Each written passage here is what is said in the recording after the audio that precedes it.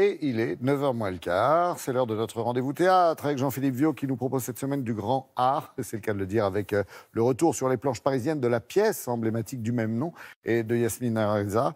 Art porté par un nouveau trio plutôt haut en couleur. Regardez. Oui, bonjour, c'est un réel plaisir de retrouver aujourd'hui sur scène et surtout de faire partager à toutes celles et ceux qui ne l'ont pas encore vu ce monument théâtral traduit dans plus d'une trentaine de langues. Imaginé et écrit par Yasmina Reza il y a presque 25 ans, Art résonne encore comme un mémorable écho théâtral face à la création contemporaine. Le trio Jean-Pierre Daroussin, Charles Berling et Alain Fromager s'emparent de leurs personnages avec subtilité et talent. C'est Patrice Kerbrat qui à nouveau en signe la mise en scène. J'étais sûr que tu passeras à côté. Tu as acheté cette merde de 30 000 €. Je te demande ce que toi, Yvan, tu donnerais pour un tableau blanc, agrémenté de quelques rayures transversales blanc cassé. 0 centime. Serge a acheté un tableau qui demande d'avoir une certaine connaissance et un certain goût pour l'art moderne. Le personnage de Marc, ça l'énerve un peu que son camarade ait acheté ce tableau. Et cet énervement va se transformer en règlement de compte entre les deux. Il te plaît? Ah oui, oui, oui. Serge m'a dit que tu étais très sensible à son tableau. Il y a un troisième protagoniste dans l'histoire qui vient semer le trouble et essayer tant bien que mal de garder la cohésion de l'amitié. On peut s'identifier absolument aux trois personnages. C'est-à-dire que les trois personnages sont au fond une partie de soi-même. Et je me dis, tout en gravissant les marches du pardon, Marc appelle au secours. Jubilatoire et souvent cinglant, les mots de Reza font mouche à chaque instant, se faufilant sans en avoir l'air dans les répliques de ses protagonistes.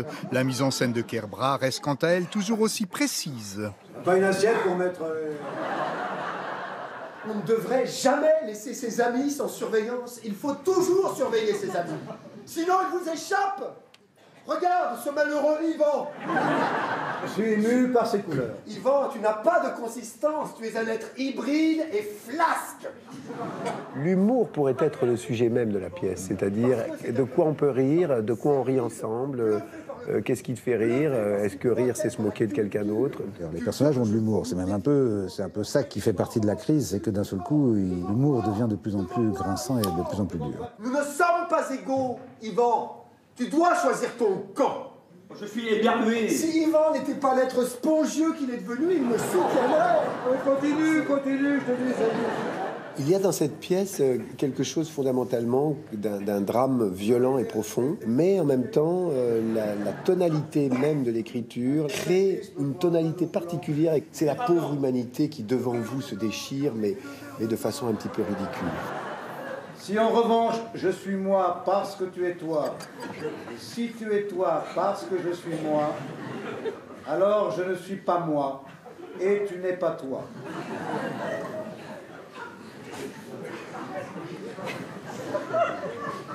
Vous comprendrez que j'ai dû l'écrire.